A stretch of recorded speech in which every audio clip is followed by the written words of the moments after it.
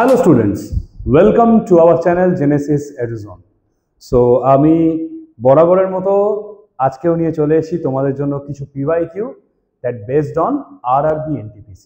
কারণ তোমরা জানো RRB NTPC পরীক্ষা UG and PG শুরু হয়ে গেছে। কিছু ক্যান্ডিডেটদের পরীক্ষা অলরেডি হয়ে গেছে, কিছুদের পরীক্ষা চলছে এবং আগামী দিনেও আরও একটা সপ্তাহ বা 1 থেকে 1.5 সপ্তাহ মতো যে সময় বাঁচছে সেই সময়তেও তোমাদের পরীক্ষা আরও আছে এবং সেগুলো কিন্তু ক্রমাগত চলবে। সো সবাই নিজেরা তোমরা যে পরীক্ষা দিতে যাচ্ছ তোমরা নিশ্চয়ই প্রচুর কোয়েশ্চেন আনসার প্র্যাকটিস করছো, তোমরা নিশ্চয়ই নিজেদের প্রিপারেশনকে আরও স্মুথলি এগিয়ে নিয়ে যাচ্ছ। সো আমি বরাবর যেটা বলি, তোমাদের যে কোনো রকম হেল্পের জন্য আমরা অর্থাৎ আইবিটি বেহালা তোমাদের পাশে সব সময় আছে। সো তোমাদের জন্য আজকে আমরা নিয়ে চলে এসেছি আরও একটা previous year question set of RRB NTPC. তো চলো শুরু করি। সো দেখো আমাদের প্রথম যেটা বলেছে প্রশ্ন আজকে, সেখানে বলেছে যে which of the following is also called the first law of thermodynamics? First law of thermodynamics, তার কথা হচ্ছে থার্মোডাইনামিক্স এর বাংলা কি? তাপগতিবিদ্যা। অর্থাৎ তাপগতিবিদ্যার প্রথম সূত্র, সেটাকে আমরা কি হিসেবে বলতে পারি? তাহলে আমাদের জানতে হবে এই ফার্স্ট ল অফ থার্মোডাইনামিক্স বা তাপগতিবিদ্যার প্রথম সূত্র আমাদের কি নিয়ে বলা হয়েছিল। তো যেটা আমরা জানি সেটা হচ্ছে এনার্জি বা শক্তি নিয়ে আমাদের তাপগতিবিদ্যার প্রথম সূত্রটাকে ডিনোট করা হয়। তো যদি আমাদের এখানে 4খানা অপশন আছে, আমরা 4খানা অপশন যখন দেখব আমরা কি হিসেবে দেখব যে এই 4টে অপশন কি কি জিনিসকে ইন্ডিকেট করছে, রাইট? তো বয়েলসের লতে বয়েলস বলেছিল পি প্রপোর্শনাল 1/v, অর্থাৎ নির্দিষ্ট ভরের কোনো গ্যাসের ক্ষেত্রে যদি সেটা নির্দিষ্ট উষ্ণতা বা তাপমাত্রায় থাকে তাহলে তার আয়তন চাপের সাথে বা চাপ আয়তনের সাথে ব্যস্তানুপাতে পরিবর্তিত হয়। তার মানে এখানে এনার্জির কোনো কনসেপ্ট নেই। তারপরে দেখো law of conservation of energy বলে এই বস্তুটা আছে, যেটা থেকে আমরা কি জানতে পারি? প্রকৃতিতে বা পরিবেশে মোট শক্তি বরাবরই শূন্য। শক্তি আলাদা করে সৃষ্টিও হয় না, একে আলাদা করে ধ্বংসও করা যায় না। সো এই শক্তির যে পরিমাণ সেটা সবসময়ের জন্য ধ্রুবক। শক্তির শুধুমাত্র একটা জায়গা থেকে অন্য জায়গায় রূপান্তর সম্ভব, তাই তো? সো এখানে আমরা এনার্জি টার্মিনোলজিটা পাই। সিমিলারলি চার্লসের লয়ে আমরা কি দেখতে পেয়েছিলাম? চার্লসের লতে আমরা দেখতে পেয়েছিলাম যে যদি কোনো একটা গ্যাসের চাপ আর গ্যাসের ভর সমান হয় বা ধ্রুবক থাকে তাহলে কিন্তু তার যে উষ্ণতা সেইটা আয়তনের সাথে সমানুপাতে পরিবর্তন হয়, তাই তো?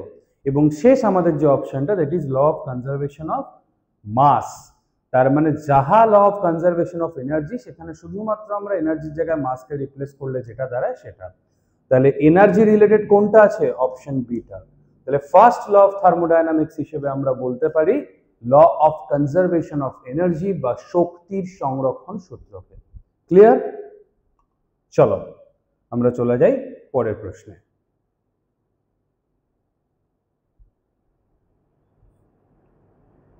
বলছে the sun hits the earth through convection, radiation, conduction and fission. So fission মানে কি? ফিশন মানে হচ্ছে যে ধরো এটা কোনো একটা বস্তু আছে, সেখান থেকে দুটো আলাদা আলাদা বস্তু ছিটকে বেরিয়ে চলে গেল, তার মধ্যে ধরো এনার্জিটা ট্রান্সফার হয়ে গেল। কনভেনশন বলে তো কিছু হয় না, এই অপশনটা ভুল। এটা হতে পারতো কি? Convection, right? আমরা হিট অ্যান্ড টেম্পারেচারে পড়েছি। তাহলে ফিশনটাও হচ্ছে না। আর আছে কন্ডাকশন। কন্ডাকশন মানে কি? যখন হিট একটা জায়গা থেকে একটা অন্য জায়গায় কন্ডাক্টেড হচ্ছে, ঠিক আছে? আর যেটা বাড়ছে সেটা হচ্ছে রেডিয়েশন। রেডিয়েশন মানে হচ্ছে বিকিরণ। মানে ধরো এটা পৃথিবী, এটা সূর্য, এর ওপর থেকে যে আলোটা এসে পড়ছে, এই আলোটা পৃথিবীর গায়ে লাগার পরে বা পৃথিবীর ওপর পড়ার পরে সেখান থেকে প্রতিফলিত হচ্ছে, অ্যাজ ওয়েল অ্যাজ সেখান থেকে বিকিরিত হচ্ছে। তার মানে radiation is the correct answer. So option B is the correct answer. যে সূর্য পৃথিবীকে যেভাবে তাপ দেয় বা যেভাবে আলো দেয় সেই প্রসেসের নাম হচ্ছে রেডিয়েশন বা বিকিরণ। ক্লিয়ার? আমরা চলে যাচ্ছি পরের প্রশ্নে। এখানে বলছে the process of transformation of a substance in a gaseous state into a liquid state due to change in pressure or temperature of the substance is called dash. খুব ভালো করে আমাদের প্রশ্নটা বুঝতে হবে, খুবই ভালো করে। কি বলেছে? ট্রান্সফরমেশন মানে পরিবর্তনশীল একটা ব্যাপার ঘটছে of a substance in a gaseous state, মানে সাবস্টেন্সটা গ্যাস ছিল সেখান থেকে কি হচ্ছে ইনটু আ লিকুইড স্টেট, সেখান থেকে হয়ে যাচ্ছে লিকুইড। তাহলে গ্যাস থেকে লিকুইড কখন হবে? যখন টেম্পারেচারটা কমবে, তাই তো? Okay, due to change in pressure or temperature, তার মানে এখানে প্রেশারও আছে আবার টেম্পারেচারও আছে। তাহলে গ্যাস থেকে লিকুইড হতে গেলে কি করতে হবে? টেম্পারেচারকে কমতে হবে অ্যাজ ওয়েল অ্যাজ প্রেশারকে বাড়তে হবে। তাহলে গ্যাস থেকে লিকুইড হওয়ার প্রসেস জানলেই হয়ে যাবে। আমাদের প্রথম অপশন ইভাপোরেশন। ইভাপোরেশন মানে কি? তরল যখন গ্যাসে কনভার্ট হয়ে যায়, মানে বাষ্পীভবন বা বাষ্পায়ন যাই বলো সেটা। তাহলে এটা তো হবে না। স্যাচুরেশন হতে পারে, আমরা পরে ভাবছি। কনডেনসেশন হতে পারে, আমরা পরে ভাবছি। ট্রান্সফরমেশন, বিষয়টা হচ্ছে ট্রান্সফরমেশন তো এমনি হচ্ছে, প্রশ্নেই বলে দেওয়া আছে পরিবর্তন তো হচ্ছে, কিন্তু পরিবর্তনেরই নামটা জানতে চেয়েছে, তাহলে এটাও হবে না। তাহলে স্যাচুরেশন আর কনডেনসেশন পড়ে রইল। তাহলে কনডেনসেশন মানে কি? কনডেনসেশন মানে হচ্ছে যখন কনডেন্স হয়, অর্থাৎ যখন ঘনীভূত হয়। ঘনীভূত কখন হবে? যখন গ্যাসটা তরলে আসবে, তখনই ঘনীভূত হওয়া থেকে আস্তে আস্তে আস্তে আস্তে গ্যাসটা প্রেশার বাড়ালে বা চাপ বাড়ালে, উষ্ণতা কমালে লিকুইড হবে, তাই তো? স্যাচুরেশন কখন হয়? স্যাচুরেশন মানে হচ্ছে গ্যাস যদি থাকে সে ওই জায়গাতেই স্যাচুরেটেড, সে আর লিকুইডের কাছে আসতে পারবে না, অর্থাৎ ওই ক্রিটিক্যাল যে টেম্পারেচার বা সংকট যে তাপমাত্রা সেটাও ক্রস করতে পারবে না। তাহলে স্যাচুরেশনও হচ্ছে না, আমাদের আনসার দাঁড়াচ্ছে কনডেনসেশন। ক্লিয়ার? চলো আমরা চলে যাচ্ছি আমাদের পরের প্রশ্নে। বলছে dash the expansion makes the Eiffel Tower taller during the summers? Thermal, gradient, gravitational, chemical. So দেখো এখানে কেমিক্যালটা তো হওয়া উচিত নয়। কেন উচিত নয়? কারণ এখানে কেমিক্যাল কোনো জিনিস রিলেটেড নয়। প্রশ্নটা খুব ইম্পর্টেন্ট, আমি তোমাদের আগের দিন যখন পিওয়াইকিউ করিয়েছিলাম আমি এই প্রশ্নটা দিয়েছিলাম, তার রিজনটাও বলেছিলাম। আমি আজকে আবারও বলছি কারণ এই প্রশ্নটা খুবই ইম্পর্টেন্ট। ওকে, গ্র্যাভিটেশনাল তো হওয়া উচিত নয়। কেন উচিত নয়? কারণ গ্র্যাভিটেশনাল বা গ্র্যাভিটেশন ইন্ডিকেট করে গ্র্যাভিটির দিকে। আইফেল টাওয়ার উপরের দিকে লম্বা, মাটির তলার দিকে বেশি ঢুকে যায়নি, তো গ্র্যাভিটেশনালও হওয়া উচিত না। Gradient, gradient in the sense কি এখানে এমন কোনো ফোর্স কাজ করছে না যেটার জন্য আইফেল টাওয়ারকে লম্বা হতে হবে, রাইট? তাহলে গ্রেডিয়েন্টও হচ্ছে না। তাহলে কি হবে? থার্মাল, অর্থাৎ তাপের জন্য বা তাপমাত্রা বাড়ার জন্য বা উষ্ণতার জন্য। থার্ম ইন্ডিকেটস উষ্ণতা, that is thermal. Thermal expansion makes the Eiffel Tower taller during the summer. এই হচ্ছে আমাদের আনসার। ওকে,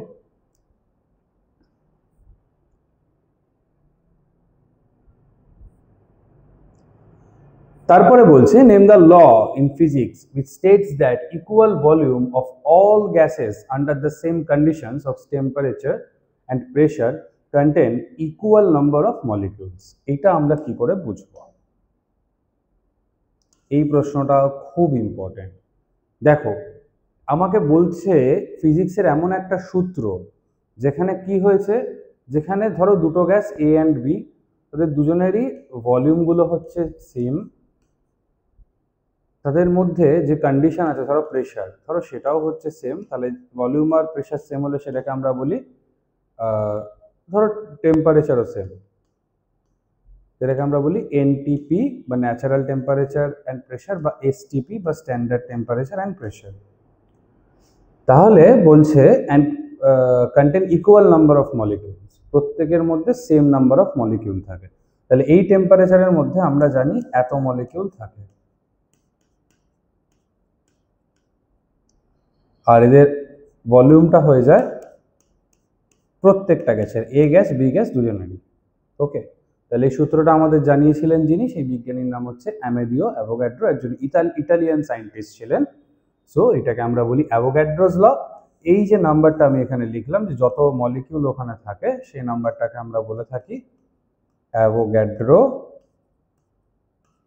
নাম্বার। ক্লিয়ার? সো এভাবেই আমরা এতদিন যখন অফলাইনে সীমাবদ্ধ ছিলাম, তোমাদের অনেকের কোয়ারি ছিল যে আমরা অনলাইন প্ল্যাটফর্মে কবে আসছি। সো আমরা কিন্তু এখন আমাদের যে লাইভ ক্লাস সেটা ছাড়াও আমরা এখন আমাদের যে ইউটিউব ভিডিওস তোমাদের জন্য পিওয়াইকিউ সলভ করানো বা যে কোনো কিছু, সেটাও ছাড়া আমরা কিন্তু এখন প্রিপারেশনটাও আমাদের অফলাইন ক্লাসের সঙ্গে অনলাইন ক্লাসেও করাচ্ছি।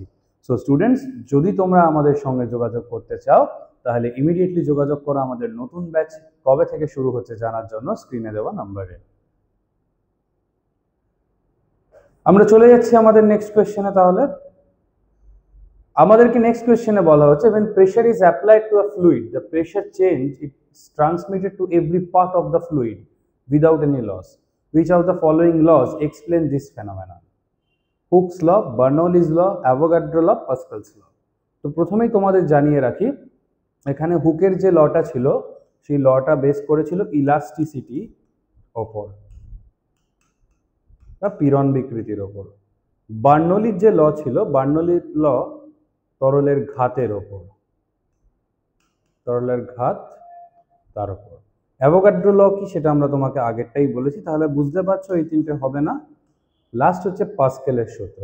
পাস্কেল কি বলেছিল, ধরো একটা বালতি জল রাখা আছে, তার মধ্যে তুমি কোনো এক ফোঁটা জিনিস ফেললে ওপর থেকে, ফেলার পরে দেখবে ওই জিনিসটা ওই জায়গাতে সীমাবদ্ধ থাকবে না, ওটা জলের মধ্যে পুরোটা স্প্রেড করে পুরো বালতিতে ছড়িয়ে যাবে। So that is your question and your answer should be the Pascal's law. Clear?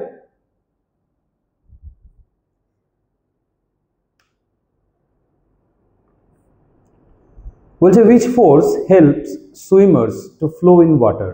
Muscular force, frictional force, buoyant force and magnetic force.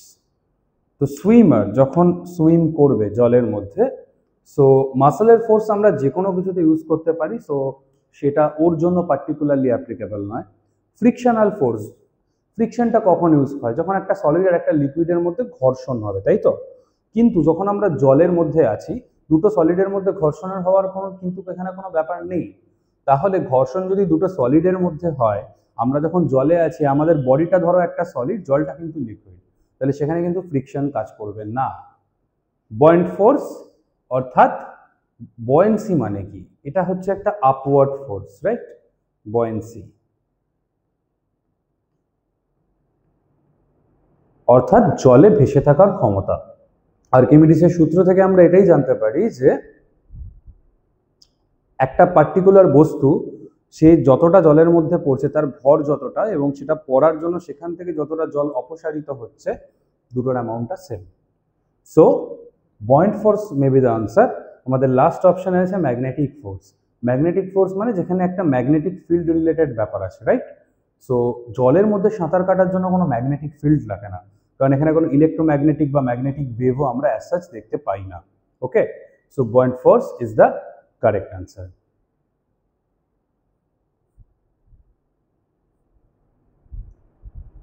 বলছে arrange the following metals in a decreasing order of reactivity. তো আমরা কি জানি, আমরা জানি সব থেকে বেশি রিঅ্যাক্টিভ হয় ধাতু বা মেটাল, তারপর মেটালয়েড, লাস্টে কি নন মেটাল। তো আমাদের এখানে প্রপার অপশনটা খুঁজতে হবে।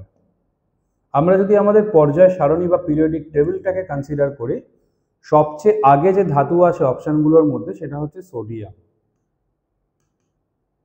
অর্থাৎ Na, তারপর আসে আয়রন অর্থাৎ Fe, তারপর আসে সিলভার অর্থাৎ Ag, লাস্টে আসে গোল্ড অর্থাৎ Au। তাহলে আমাদের ক্রোমটা কিরম হওয়া উচিত, এদিক থেকে এদিকে, এর সব থেকে বেশি, এর তারপরে, এর তারপর, এর তারপর। তাহলে আমরা দেখি অপশন এ তে আয়রন সবচেয়ে বেশি দেওয়া আছে, হবে না। অপশন বি তে সোডিয়ামের পর সিলভার আছে, আয়রন তারপরে, তাহলে হবে না। অপশন সি তে গোল্ড সিলভার আগে, তার মানে একদমই হবে না। অপশন ডি তে আমরা দেখছি সোডিয়াম সবচেয়ে বেশি, আয়রন তারপর, সিলভার তারপর, গোল্ড তারপর, তাহলে এটা হতে পারে। তাহলে option D is the correct answer. Clear?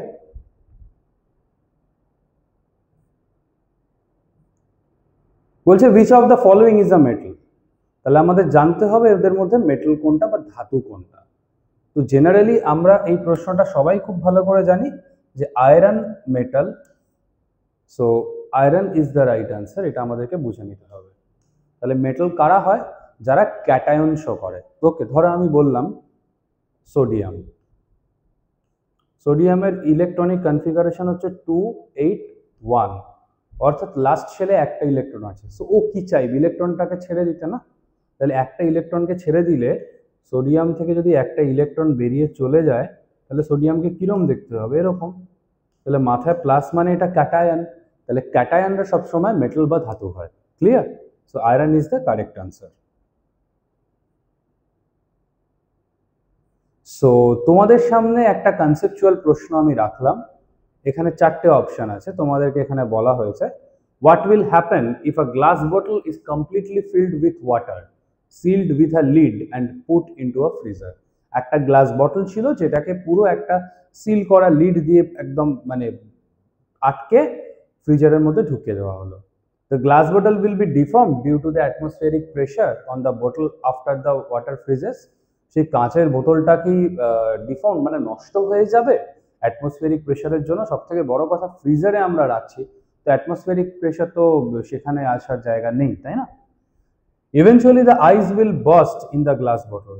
জলটা যখন ঠান্ডা হবে, যখন জমে বরফে পরিণত হবে, তখন কি সেটা তাহলে আমাদের এই যে আইসটা, সেটা কি তাহলে বোতলটাকে ফাটিয়ে দেবে?